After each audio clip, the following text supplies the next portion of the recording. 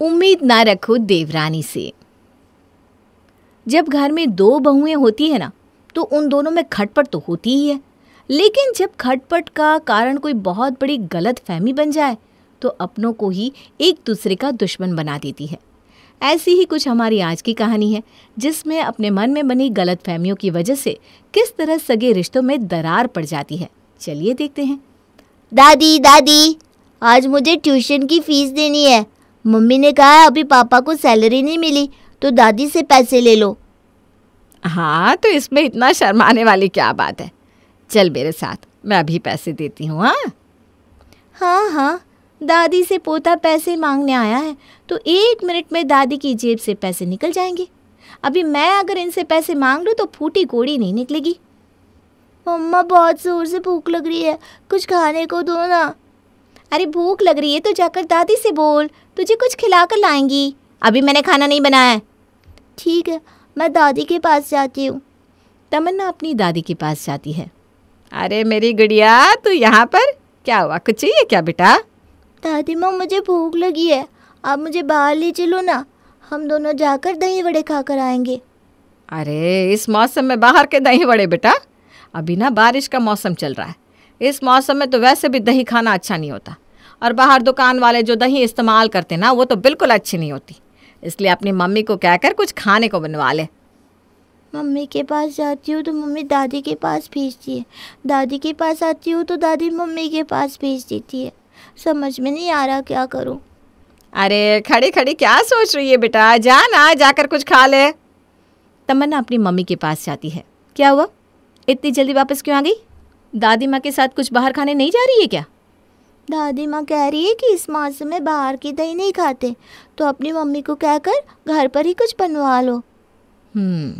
मेरी बेटी के लिए थोड़े से पैसे भी खर्च करने ना पड़ जाए, इसीलिए इसे बाहर भी नहीं लेकर जा रही। और जेठानी जी के शहजादे को 1000 रुपये ट्यूशन की फीस दे दी। सच्ची कहते हैं लोग, अपने पोतों से ही ज़्यादा लाड़ करते हैं। बेचारी मेरी बच्ची से तो कोई प्यार ही नहीं करता। जा बेटा, तू बैठ जा, मैं तेरे लिए अभी कुछ बना कर लाती हूँ। श्रेया थोड़ी देर बाद तमन्ना के लिए उपमा बनाकर लाती है। तभी अभिषेक भी अपनी क्लास से वापस आकर वहाँ बैठ जाता है। अरे वाह तमन्ना, तू उपमा खा रही है? मुझे भी भूख लगी है, मुझे भी थोड़ा सा उपमा देना। नहीं, मैं अपनी प्लेट में से उपमा नहीं दूंगी, तुम जाकर किचन से ले लो। हाँ बेटा, तुम्हारी चाची ने एक्स्ट्रा बनाया होगा, रुको मैं अभी मंगाती हूँ। श्रेया, ज़रा थोड़ा सा उपमा अभिषेक के लिए भी लाना। महारानी जी को खुद तो किचन में आकर कुछ बनाना है नहीं, अब इनके बेटे के लिए भी खाना मैं ही बनाऊं। श्रेया, हाँ ला रही हूँ। श्रेया अभिषेक को उपमा लाकर देती है। तभी कुछ दिन बाद अभिषेक का बर्थडे आता है। घर में सब अभिषेक की बर्थडे पार्टी के लिए खूब अच्छी डेकोरेशन करते हैं। अभिषेक बेटा, इस बार तुमने हमसे अपनी पढ़ाई के लिए लैपटॉप मांगा था ना, देखो मैं और तुम्हारे दादाजी तुम्हारे लिए लैपटॉप लेकर आए हैं। ओह माय गॉड दादी माँ, लैपटॉप मुझे कितने टाइम से चाहिए था। थैंक यू सो मच, आप दोनों वर्ल्ड के बेस्ट दादू दादी हो। देखो तो कैसे इसे इसके जन्मदिन पर लैपटॉप दे रहे हैं, और 2 महीने पहले जब मेरी तमन्ना का जन्मदिन था तो उसे 2 जोड़ी कपड़े दे दिए। बस इस घर में सारा भेदभाव मेरी बेटी के साथ ही होता है। इससे तो बिना मांगे सब कुछ मिल जाता है, और मेरी बेटी को हमेशा बचा कुचा दे देते हैं। जब इसे ये लोग जन्मदिन पर इतना महंगा गिफ्ट दे सकते तो क्या मेरी बेटी को कुछ अच्छा नहीं दे सकते थे? अरे श्रेया बहू, तुम वहाँ पर क्यों खड़ी हो? तुम भी आओ ना, तुम भी आकर अभिषेक को केक खिलाओ। मेरे ना सर में दर्द हो रहा है, मैं अपने कमरे में जा रही हूँ। चलो तमन्ना, तुम्हें भी सुबह जल्दी उठकर स्कूल जाना है ना, चलो चलकर सो जाओ। श्रेया अपनी बेटी को लेकर गुस्से में वहाँ से चली जाती है। ये इसे एकदम से क्या हो गया? इसे तो किसी ने कुछ कहा भी नहीं। शायद बहू की तबीयत ठीक नहीं होगी इसलिए चली गई। कोई बात नहीं, हम तो है यहाँ पर। चलो अब सब चलकर खाना खा लेते हैं, बहुत ज़ोर से भूख लगी है। घर वालों में से किसी के मन में श्रेया के मन में चल रही बातों का जिक्र भी नहीं आता, लेकिन श्रेया मन ही मन घर वालों से कुढ़ने लगी थी। उसे लगता है कि लड़की होने की वजह से घर में सब उसकी बेटी के साथ भेदभाव कर रहे हैं, जो कि असल में बिल्कुल भी ऐसा नहीं था। कुछ दिन बाद, अभिषेक बेटा ज़रा यहाँ पर तो आ। अभी आया दादी माँ। बोलिए दादी। ये ले बेटा तेरे स्कूल की फ़ीस, आज स्कूल में जाकर फ़ीस जमा करवा दियो।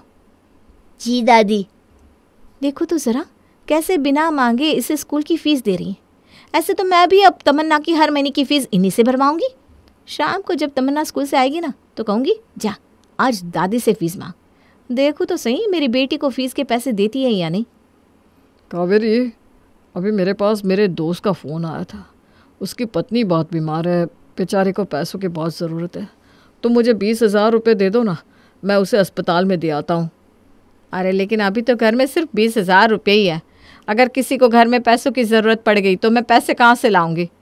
अरे ज़रूरत होगी तो दोनों बहुओं से मांग लेना, और कल मैं जाकर ATM से पैसे निकाल कर ले आऊँगा ना, कोई चिंता वाली बात नहीं है। अच्छा ठीक है। निरंजन पैसे लेकर वहाँ से चला जाता है। तभी शाम के समय, तमन्ना बेटा, आज तुम्हें अपने ट्यूशन की फ़ीस देनी है ना? हाँ मम्मा। तुम जाकर दादी माँ से फ़ीस के पैसे ले लो। अभी तुम्हारे पापा ने ना मुझे पैसे ला कर नहीं दिए हैं। ठीक है मम्मा, मैं दादी माँ से मांग लेती हूँ। तमन्ना पैसे लेने के लिए अपनी दादी के पास आती है। दादी माँ, आज मुझे ट्यूशन की फ़ीस देनी है। पापा ने अभी पैसे लाकर मम्मी को नहीं दिए, तो आप मुझे ट्यूशन की फ़ीस के पैसे दे दो ना। अरे ये तो धर्म संकट हो गया बेटा। अभी अभी तेरे दादाजी मुझसे सारे पैसे लेकर चले गए। तो एक काम कर, अपने टीचर को बोलना कि वो फ़ीस तुझसे कल ले। मैं कल तुझे फ़ीस के पैसे दे दूँगी। ठीक है दादी माँ। तमन्ना अपना ट्यूशन बैग लेने अपने कमरे में जाती है। क्या हुआ, दे दी दादी माँ ने ट्यूशन की फ़ीस? नहीं, अभी दादी माँ के पास पैसे नहीं है। उन्होंने कहा दादाजी पैसे लेकर कहीं गए हैं, तो अभी उनके पास पैसे नहीं है। ये तो मुझे अच्छी तरह पता था कि मम्मी जी श्रेया को पैसे नहीं देंगी। इस घर में मेरी बेटी को तो कुछ समझा ही नहीं जाता। अभी मैं अपनी आंखों से देख कर आ रही हूँ, उस अभिषेक को स्कूल की फ़ीस दे दी, तब माँ जी के पास पैसे कहाँ से आ गए? जब इस घर में मेरी बेटी के लिए कुछ है ही नहीं, तो मैं क्यों खामखा घर में किसी की सेवा करूँ? इस घर में सारा मेवा किसी को मिल रहा है और सारी सेवा कोई और कर रहा है। आज की बात किसी का एक काम नहीं करूँगी मैं। शाम के समय, अरे सिंक में इतने सारे बर्तन पड़े हुए हैं और ये श्रेया अभी तक किचन में नहीं आई। मुझे सबके लिए खाना भी तो बनाना है। कहाँ रह गई है श्रेया? ऐ श्रेया! बर्तन धुलवाने होंगे ना महारानी जी को, तभी आवाज़ लगा रही है। अभी जाकर बताती हूँ इन्हें तुम्हें। श्रेया किचन में आती है। अरे कहाँ थी तुम? देखो सिंक में कितने सारे झूठे बर्तन पड़े हुए हैं, तुम जल्दी से इन्हें धो दो, तब तक मैं सबके लिए खाना बना देती हूँ। मैं तो इन बर्तनों को बिल्कुल भी नहीं दूंगी। मैंने अपने लिए, श्रेया और राहुल जी के लिए जो खाना बनाया था वो हमने खा लिया है और मैंने उसके बर्तन भी धो दिए। अब घर वालों का जो खाना है वो आप बनाओ और इन बर्तनों को भी अब आप ही धो। क्या? ये तुम क्या कह रही हो श्रेया? और भला ये क्या तरीका है तुम्हारा मुझसे बात करने का? मेरा आपसे बात करने का तरीका बिल्कुल ठीक है। जब इस घर में सब कुछ आपके बेटे को मिलता है तो फिर सारी सेवा भी आप ही करो ना। सेवा करने के लिए तो देवरानी चाहिए और मेवा खाने के लिए खुद खड़ी हो जाती हो। जिठानी जी, आप जितनी चालाक बन रही हो ना, मुझे सब समझ में आ रहा है। आपका बेटा हो गया तो उसका बहुत फ़ायदा उठा रही हो। ये सब क्या बकवास कर रही हो? तुम्हारा दिमाग तो ठीक है? इस घर में जितना प्यार सबको अभिषेक से है, उतनी ही प्यारी तमन्ना भी है। ये बात तुम भी अच्छी तरह जानती हो। आज तक कभी हमने दोनों बच्चों में भेदभाव नहीं किया। पता नहीं तुम्हारे दिमाग में ये बात कहाँ से आ गई। किसी के दिमाग में कोई बात यूं ही नहीं आ जाती। इतने महीनों से सब कुछ होते हुए देख रही हूँ मैं। सोचा था मेरी गलत फहमी है, लेकिन धीरे धीरे सब समझ में आ गया कि जो मैं सोचती थी ना वही ठीक सोचती थी। अरे ये दोनों बहुओं की इतनी तेज तेज आवाज़ क्यों आ रही है? क्या हो गया भाई? उन दोनों की तेज आवाज़ सुनकर कावेरी किचन में जाती है। अरे क्या हो गया? तुम दोनों इतनी तेज तेज क्यों चिल्ला रही हो? ये तो आप इसी से पूछिए माँ जी। पता नहीं इसे क्या हो गया, यहाँ पर आकर पता नहीं क्या अनाप शनाप बोल रही हैं। मैं कोई अनाप शनाप नहीं बोल रही हूँ। जो कह रही हूँ ना बिल्कुल ठीक कह रही हूँ। मेरी बेटी जब भी इनसे कुछ मांग लेती है तो मुंह पर मना कर देती हैं और अभिषेक को मांगने से पहले ये सब कुछ ला कर दे देते हैं। मेरी बेटी ने आज उनसे ट्यूशन की फ़ीस क्या मांग ली, इनसे वो तक नहीं दी गई। अरे बहू, मैंने तमन्ना को कहा तो था कि कल आकर मुझसे अपनी फ़ीस ले जाना। आज तेरे पापा जी सारे पैसे लेकर अपने दोस्त के पास हॉस्पिटल में चले गए थे। घर पर पैसे नहीं थे, इसलिए मैं तमन्ना को पैसे नहीं दे पाई, वरना क्या मैं अपनी ही पोती को पैसे देने से मना करती? बस कीजिए माँ जी, मैं सब कुछ अच्छी तरह जानती हूँ और ये कोई पहली बार नहीं है जब आपने तमन्ना के साथ ऐसा किया है। मेरी बेटी के साथ तो हमेशा ही ऐसा होता है। अभिषेक को उसके बर्थडे पर लैपटॉप दिया और मेरी बेटी को बर्थडे पर 2 जोड़ी कपड़े। क्या मेरी बेटी की घर में यही अहमियत है? अरे बहू, तमन्ना अभी छोटी है। मैं तो खुद उसे लेकर मार्केट गई थी कि उसे जो भी चाहिए वो अपनी पसंद से ले ले। उसने अपनी पसंद के कपड़े लिए तो मैंने उसे दिला दिए। और सिर्फ कपड़े ही क्यों, मैंने उसे चांदी की पायल भी तो दी थी। वो चांदी की पायल तो आपके पास बहुत पहले से रखी थी, और मैंने उस पायल का जिक्र किया इसलिए आपने वो तमन्ना को दे दी, वरना आप तो उसे वो पायल कभी भी ना देती। हे भगवान, ये तेरे मन में किसने ऐसा जहर खोल दिया है बेटा? तू जो कुछ सोच रही है ना वैसा कुछ भी नहीं है। जितना प्यारा हमारे लिए हमारा अभिषेक है, उतनी ही प्यारी हमारे लिए हमारी तमन्ना भी है। बस रहने दीजिए। श्रेया इतना बोलकर गुस्से में वहाँ से चली जाती है। अगले दिन, श्रेया बहू अभी तक किचन में नहीं आई क्या? नहीं माँ जी, और अब मुझे लगता भी नहीं कि वो किचन में आएगी। किचन का आधे से ज़्यादा सामान तो वो अपने कमरे में उठा कर ले गई है। वहीं इंडक्शन पर खाना बना रही है। पता नहीं अचानक से क्या हो गया है। अरे ये तो मेरे अभिषेक से भी जलने लग गई। अरे बहू, अब तू तो ऐसा मत बोल। एक बहू को तो मैं समझा नहीं पा रही हूँ, अब दूसरी बहू भी कहीं छिड़ गई तो मैं दोनों को कैसे संभालूंगी। कुछ देर बाद प्रीति सबके लिए टेबल पर नाश्ता लगाती है। तभी श्रेया तमन्ना को स्कूल छोड़ने के लिए वहाँ से निकलती है। अरे तमन्ना बेटा, देख तेरी ताई जी ने आज नाश्ते में तेरा फेवरेट सैंडविच बनाया है। आजा, आकर खा ले बेटा। मेरी बेटी ने अच्छी तरह अपना नाश्ता खा लिया है, उसे किसी ताई या दादी के हाथ का खाना खाने की कोई ज़रूरत नहीं है। चलो तमन्ना। लेकिन मम्मा। तुम्हें बोला ना चलो, एक बार में सुनाई नहीं देता क्या? ये लोग हमारे नहीं है, बस अपने होने का दिखावा करते हैं। दादा दादी सिर्फ अभिषेक भैया को प्यार करते हैं, समझी? बहू, ये तमन्ना को तू कैसी बातें सिखा रही है? हमने तो कभी ऐसा कुछ नहीं सोचा जैसा तू तमन्ना को बोल रही है। अरे हमने कब तमन्ना को लाड़ प्यार करने में कमी रखी? आप सब अच्छी तरह जानते हैं पापा जी, मुझे यहाँ पर किसी से कोई बहस नहीं करनी। श्रेया तमन्ना को लेकर वहाँ से चली जाती है। शाम के समय, हे भगवान, पता नहीं मेरे सर में अचानक से इतना तेज़ दर्द कैसे हो गया। प्रीति बहू भी आज अपने मायके चली गई। श्रेया बहू, ऐ श्रेया बहू। हे भगवान, अब ये मुझे क्यों आवाज़ लगा रही है? क्या हुआ, क्यों बुला रही हो आप मुझे?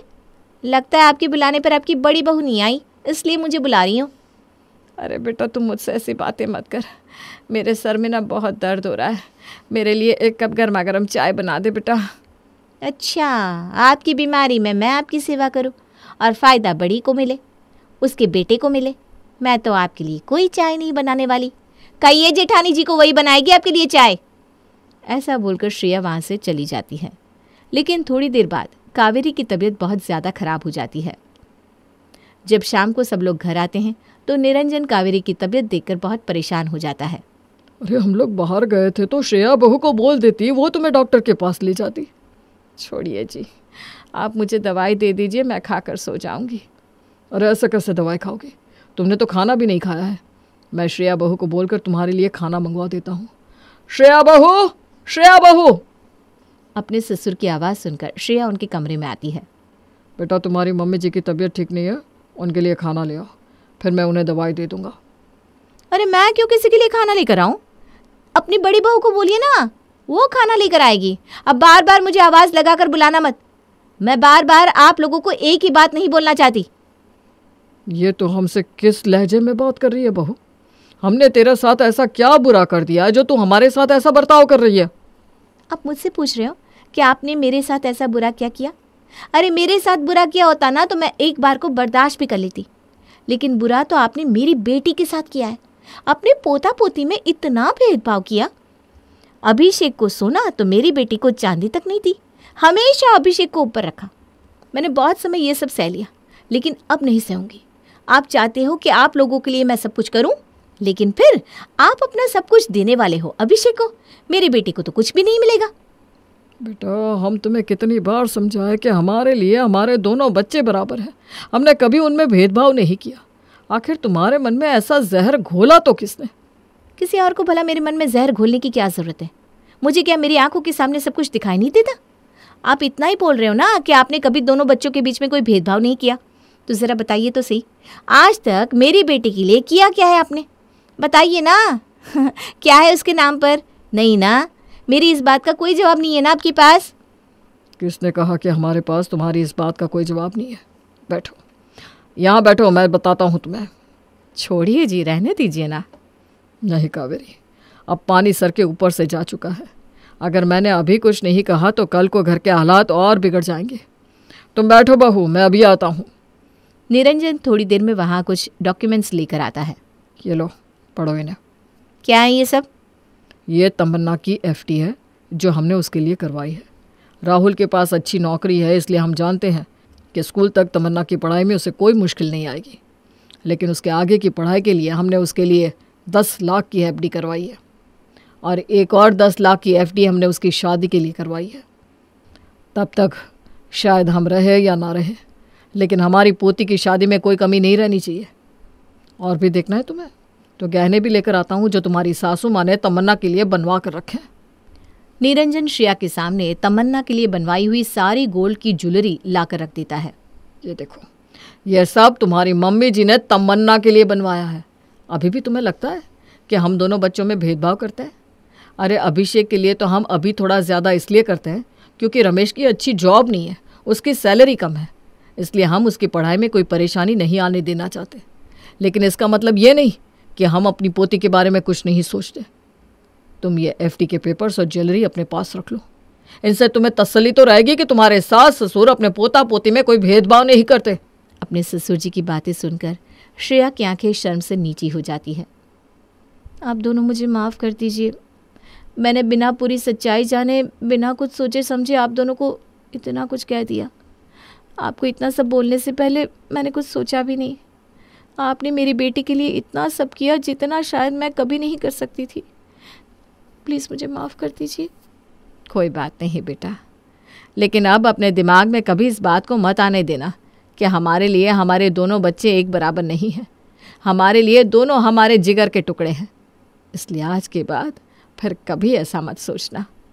ये सोच सोचकर कि श्रेया ने अपने सास ससुर को कितना कुछ गलत कहा, उसकी आंखों में आंसू आ जाते हैं। रोते हुए वो अपनी सास के गले से लग जाती है। उसकी सास भी उसकी पीठ थपथपा कर उसे माफ़ कर देती है। श्रेया अपनी जेठानी से भी माफ़ी मांगकर अपने बीच की सारी तकरारों को हमेशा के लिए ख़त्म करके अपने रिश्ते को फिर से प्यार में तब्दील कर लेती है।